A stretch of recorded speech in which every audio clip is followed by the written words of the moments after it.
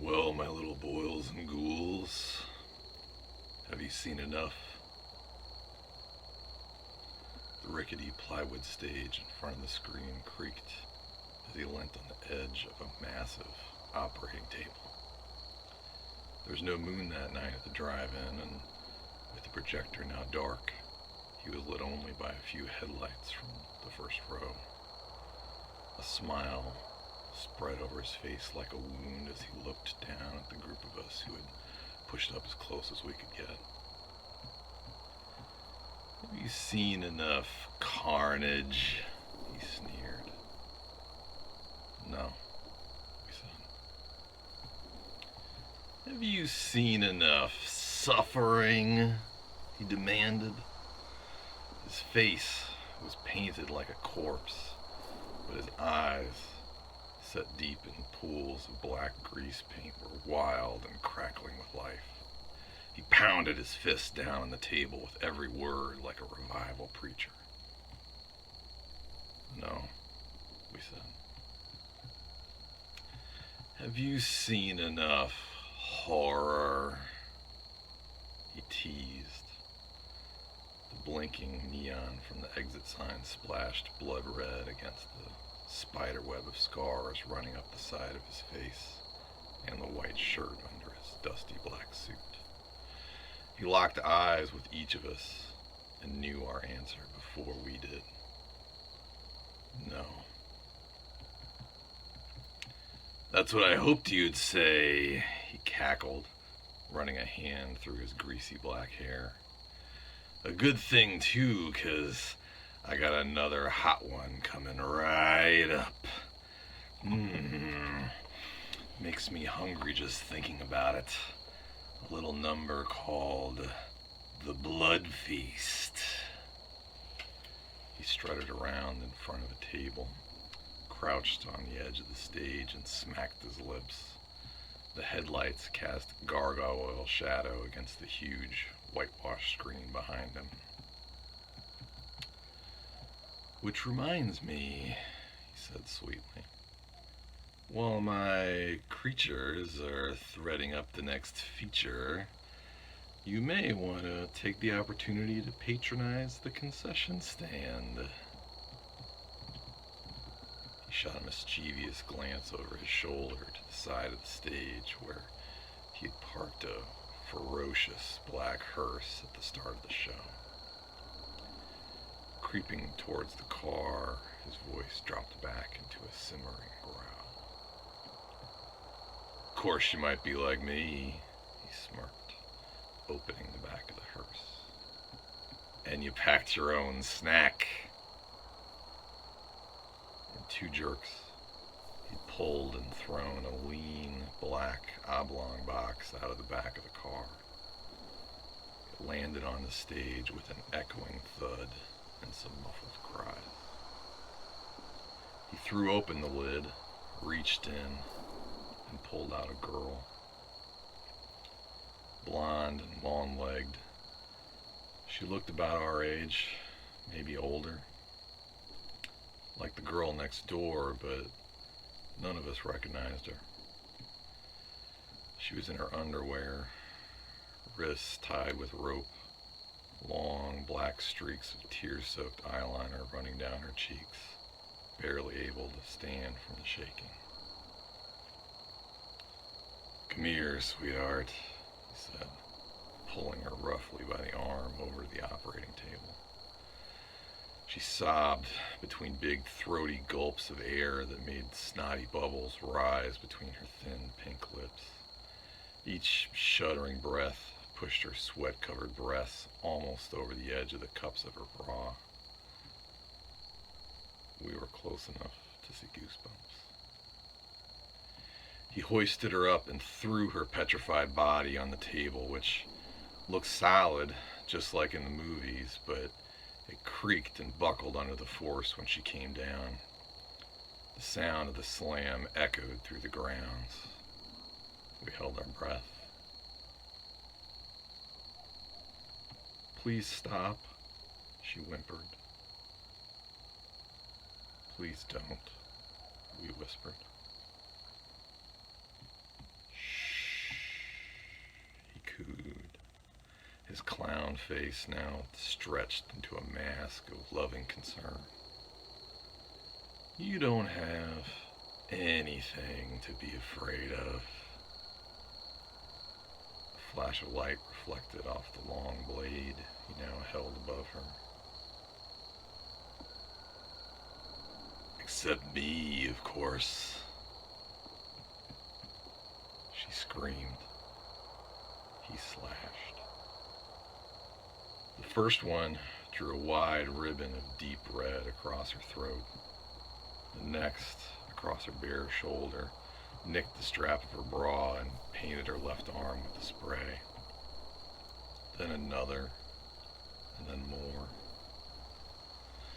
Thin slices became a frenzy of wet, hacking blows that rocked the operating table, each one sending splashes of gore into the air and dripping off his maniacal, leering face. Finally, he slowed, wiping his hand through his errant hair, slicking it back into place with blood. He seemed to ponder the scene before him for a moment with the dispassionate look a sculptor gives marble. And then he dove the blade into her chest, sawing out a small circle. When he finished, he tossed the knife aside, clattered to the stage floor as he tilted his hands and gingerly reached into her. He pulled out her heart and held it gently with both hands. His eyes were fixed on it like a frog that might jump away on its own at any second. And then he bit, wrenching loose a chunk greedily, grinning ear to ear as he chewed, reveling in the taste of our shock and fascination. Once he was finished, he casually wiped the back of his hand across his face, smearing red from the corner of his lip to his cheek. Hits the spot every time, he said. We cheered. The lights dimmed. The next movie started.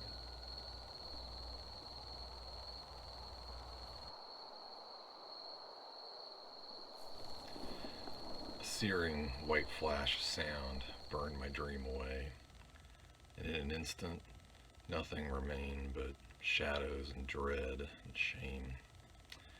I'd swatted at my clock radio out of instinct, but the noise didn't stop. As my brain struggled to catch up, I crawled over to the edge of the bed and read 4:21 a.m. in radium-painted numbers. The dark of my room felt darker than it should. There was a smell in the air I didn't like. I picked up the telephone receiver from the edge of the nightstand.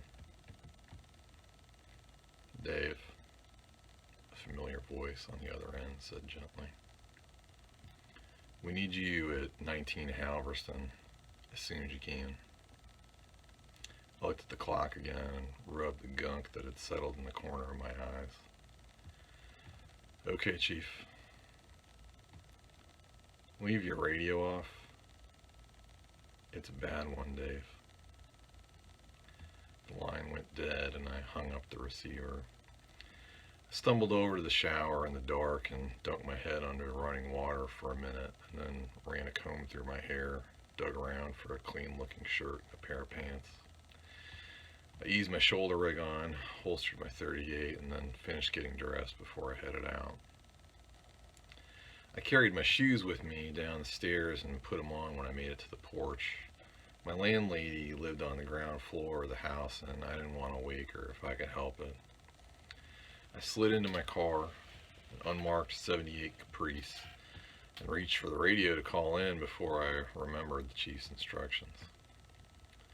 With a little coaxing, the Caprice started and I eased it out into the street. The car had been new when I was assigned as the head of the investigative unit, a storied and illustrious law enforcement team that to date had been a one-man operation since the chief created it that same year. Wisps of fog snaked off the pavement as I made my way towards Black Hawk Road. The sun wouldn't be up for a couple hours. The Amico station sign flickered to life as I drove past, casting long shadows across the parking lot of the Sirloin Stockade. Streets were deserted. Shift change at the IFI meat processing plant wouldn't be for another 2 hours. Around then, you'd see a few more cars headed to the plant, but not as many driving away. After a night of turning livestock into groceries, most of those guys stopped off at the Rail Spike Tap for an hour or two before heading home. The place is a dump, but it's cheap and right by the plant. My first week in town, I went in there early to serve a bench warrant on the owner. First thing I saw was one fella face down on the floor and another guy covered in blood up to his armpits standing over him. I drew my weapon immediately, told him to put his hands on his head. He could barely do it without falling over. The rest of the bar's early morning patrons had a good laugh. That's when I noticed none of them had bothered to wash up after clocking out either. "Welcome to the boys," they said. The boys. Rhymes with noise. French settlers named it, I guess, but they're long gone, so we say it like Americans. We're about an hour and a half south of Iowa City, about that far north of Keokuk and the county seat of Mohegan County. The schools are pretty good, and there's just enough crime to keep me employed. I do my best with what there is. I pull weeds when I find them, but most days I'm just a scarecrow. At the light, I could see a train slithering along opposite the river. Turn signal kept time as the rail cars rolled along. I let myself watch a second or two after the light changed and then made a left at the courthouse, drove up the hill and on to Halverston. The houses on this street are all big, built back when rail traffic was heavy. 19 was easy to spot, a huge Queen Anne flashing blue and red like a neon sign from the lights of 2 patrol cars out front. I parked on the street and saw the chief standing on the porch waiting. I popped the trunk, got my evidence kit, my camera bag, and then headed up to the house. "Dave," he said, with his usual short nod of greeting. "Go in and take a look. We'll talk after." The door was open. Took a quick look at the lock and the door jamb. No obvious signs of forced entry. Walked into the foyer. Floral wallpaper, a little old-fashioned, but in keeping with the looks of the outside of the place. Waxed wooden floors with spiral mats made out of knotted rags. Clean, no footprints or tracked in leaves or mud. Family pictures in frames lining the wall up the staircase. Lights off upstairs and in the room to the right. I could see through an open door straight ahead into the kitchen where the lights were on and a female officer stood with her back to me. I could hear sobs and clinking china from behind her and the KMCD weather report from the room to the left. My eyes followed the sound. Different, but equally old-fashioned wallpaper. Thick, mottled brown carpet that reminded me of the coconut frosting on a German chocolate cake. Oval doily covered coffee table. A big plush sofa with a quilt folded over the back on one side and 2 less comfortable looking but clearly expensive chairs on the other. A well-worn brown leather lazy boy positioned with the best view of the large oak TV cabinet, which was turned on, playing the local morning news at a respectable volume. In the middle of the room was a nude male corpse. I took out my camera, the SLR, not the Polaroid. Took a few shots of the scene before stepping inside the room. The body was completely nude and hung upside down by its feet from a rope secured to a hook in the ceiling that had a fancy plaster medallion around it and probably used to support a chandelier. The same rope hung down to loop around each of the victim's wrists, holding the arms in place at his sides as if he were standing normally, casually upside down. The body belonged to an older man, maybe 60 or thereabouts, slightly overweight. Face was familiar, but I couldn't place it.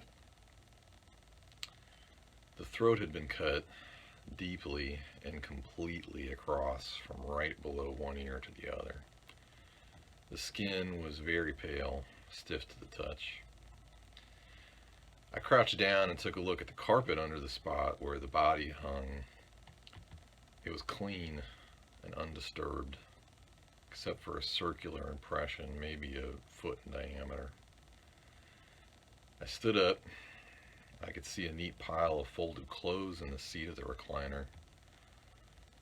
I snapped some pictures and did a quick look around at the furniture. Nothing else out of place. That's Richard Boyd.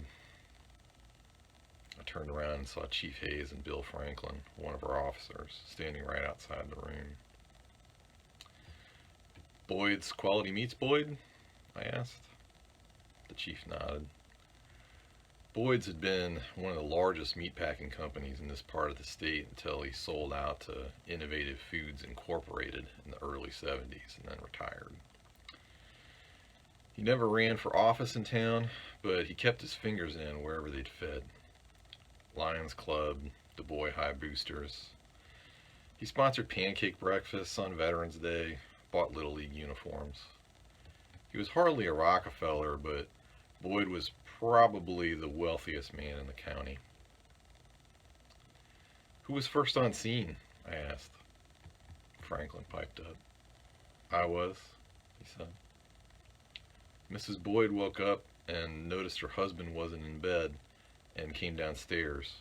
She saw this. Franklin's eyes flitted away from mine to the body. She called the station. She used the old number, not 911. I guess with it being new and, well, the circumstances. Anyway, I took a while for dispatch to connect, and by the time I got here, she was too distressed to talk. I radioed in, and the chief took over. Did anything get moved or touched? I asked him. Franklin was pretty good, but this house wasn't what the State Division of Criminal Investigation would call a secure crime scene, and I had a hunch we'd be calling Des Moines for their help sooner or later. When I got here, I heard Mrs. Boyd screaming and crying. The door was unlocked, so I went in to make sure she was okay, and then I checked the house to secure it. Everything was clear and nothing besides this looked out of the ordinary. When I saw this, no, I didn't touch anything.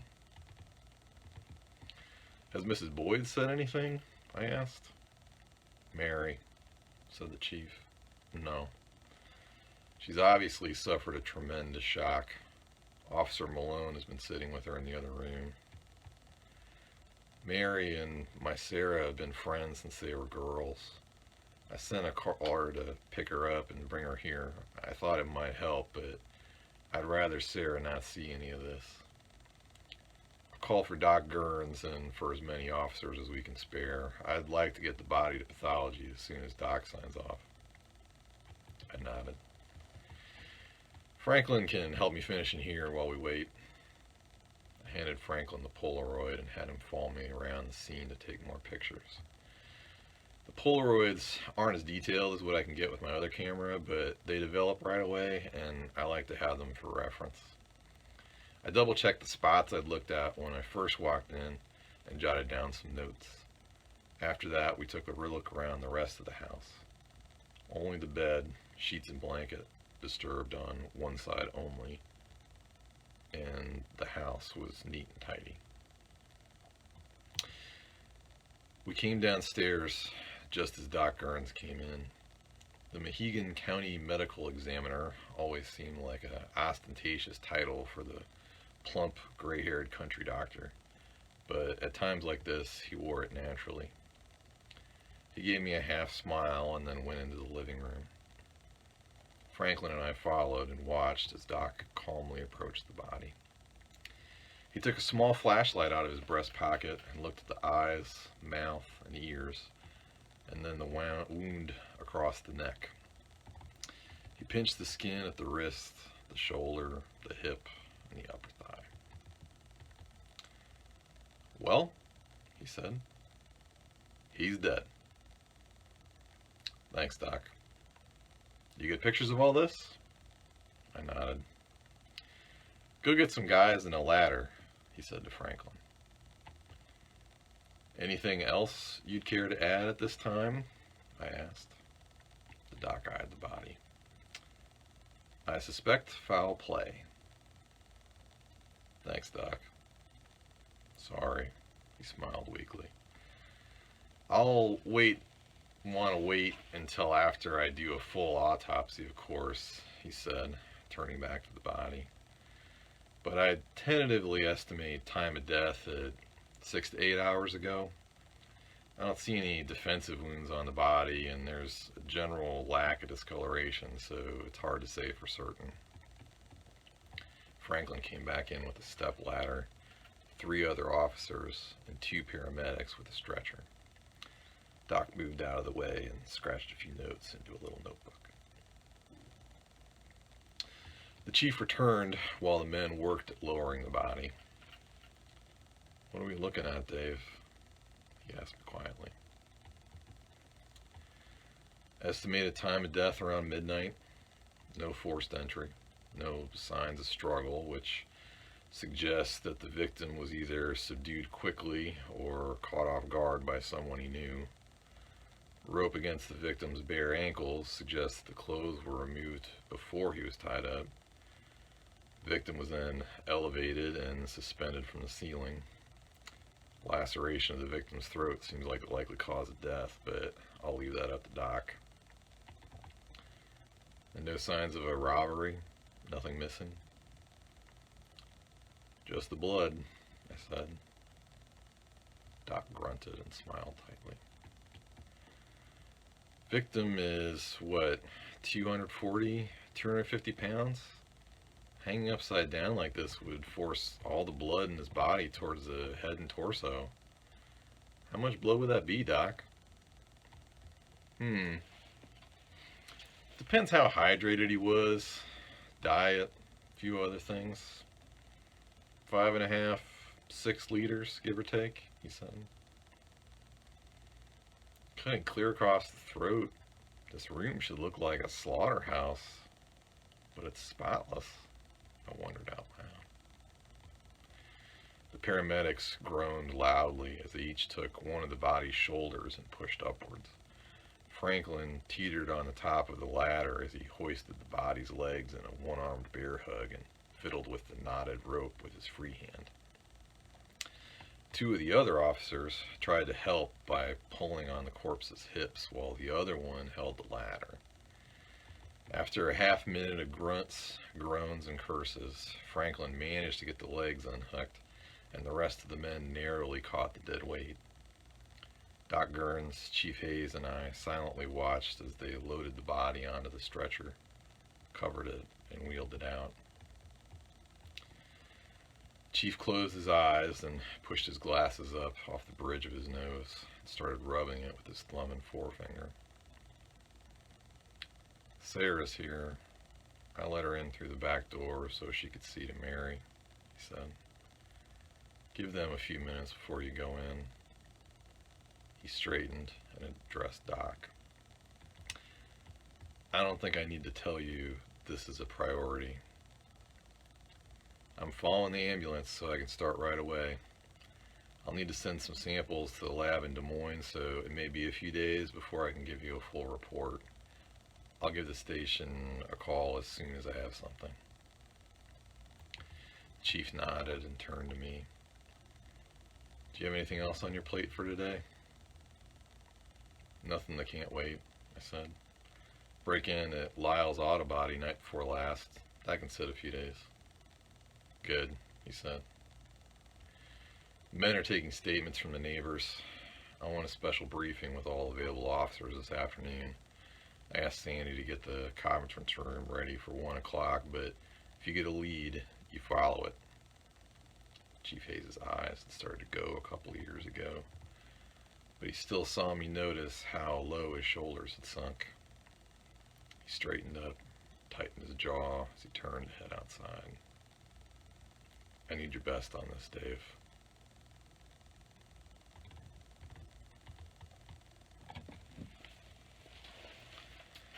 Can I offer you a cup of coffee, officer? Mary Boyd looked like a tiny bird of a woman. She was wrapped tightly in a pink flannel bathrobe, and her short silver-gray hair was permed into tight curls. Her eyes were bloodshot, and the remains of tears still clung to the deep wrinkles around her mouth.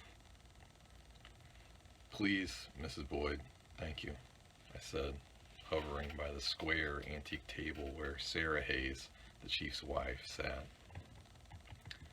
Mary, Sarah said gently, let me get that. Mary shuffled over to the cabinet, took out a cup, ignoring her, then filled it at the coffee maker and carried the cup and the pot back to the table with focused determination. Mrs. Boyd, my name is Detective Sergeant David Carlson, I said as gently as I could manage. I need to ask you some questions about what happened. Oh, she said. Do you need cream or...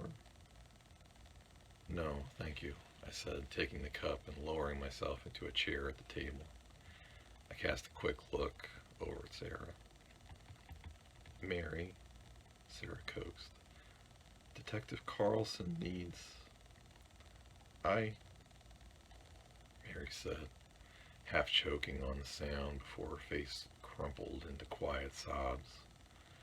The three of us sat like that in the stillness of the kitchen for several minutes. Shafts of weak sunlight coming through the window reflected off dust particles passing through the air like ghosts. Mary Boyd cried softly into the sleeves of her robe as Sarah gently stroked her back. The sun rose a little higher, and I saw her breathing even out. She raised her head, reaching for a paper napkin from a pile on the table to dab her eyes. I'm ready, she said. I listened and asked questions for about half an hour. Mary had locked up the house and gone to bed around 10:30, leaving her husband downstairs in front of the TV. She had been sound asleep and didn't hear anything unusual, although she wore earplugs, as was her habit. Dick snored to beat the band, she said, wiping a fresh tear away. She woke up around 3 and saw that Richard never came to bed. Then she came down to wake him. She said she wasn't sure how long it was before she called the police. She remembered the front door being closed when she came down the stairs, and as far as she could tell, nothing else was out of the ordinary. No memories of strange people near the house or the neighborhood. Nothing different about Richard's behavior the previous few days. No valuables in the house to speak of besides a safe with some cash and Mary's jewelry, both of which were undisturbed. No ideas of anyone who would want to hurt him. That last line of questioning tipped her over the edge of what she could handle in one morning. So I thanked her for the coffee, even though I hadn't gotten around to drinking it, and left my card. Sarah told me she was going to take her over to their place, and I said I thought that was a good idea. Outside, the property line had been traced with yellow tape to secure the scene. A small crowd had started to gather in the neighbors' lawns. KMCD's news van pulled up, and Chief Hayes made a beeline to intercept them before they got too close. I saw Franklin standing next to his patrol car and More importantly, I saw the paper cup carrier perched on the roof with a single remaining coffee left. I walked over to Franklin and gestured hopefully at the cup. Help yourself. One of the guys brought those in when they came to canvass the neighborhood. I took the cup and inhaled the steam coming off it. Donut land. Second best cup of coffee in the county. The owner gives it to cops for free, so they'll hang around a lot. He says he likes the security, but I always figured he had a dry sense of humor. A couple of long sips brought me back to life.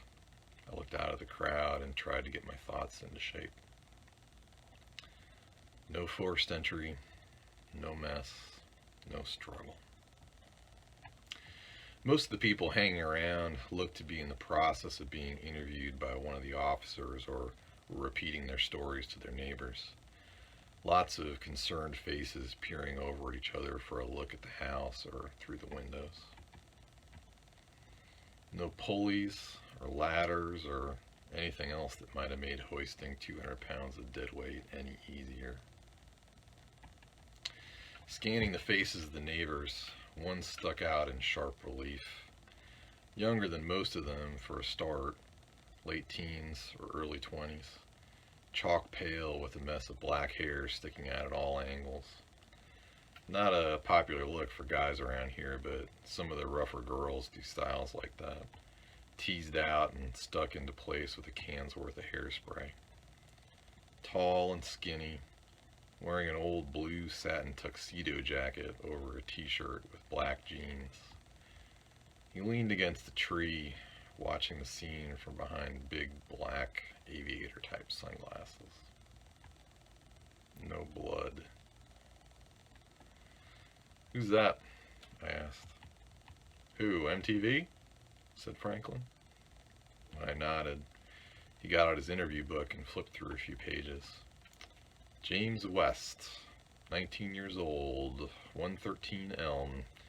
That's a couple of blocks away. He was part of the crowd that started to show up, so we took a statement." "You say why he was over here this time of morning?" "Taking a walk, saw the lights. Said he was taking one last night, too." "Did he see anything?" "Just what everybody else did. Thick fog, like from a movie." "What do you mean, just what everybody else did?" "All the neighbors I talked to that were up late and looked outside say they saw the streets filled with heavy fog. We got some of it up by my place, too. Weird stuff. Can't remember the last time it got that thick." "Anything else?" "Yeah." Franklin leaned over to show me his notes, flipping through a few pages as he spoke. "A car. Big one. Maybe a truck. Black or dark colored. Really loud engine. Woke up half the neighborhood a little after midnight. Dispatch was getting complaints like that until about 1 o'clock, but we didn't find anybody. Figured it was just kids racing." "Could have been." I went over to check in with the other officers and try to talk to this James West myself. But by the time I got there, the crowd had grown and he'd slipped away. Clouds were drifting in and I smelled rain in the air. I stood in the middle of the street and stared at the house while I finished the coffee.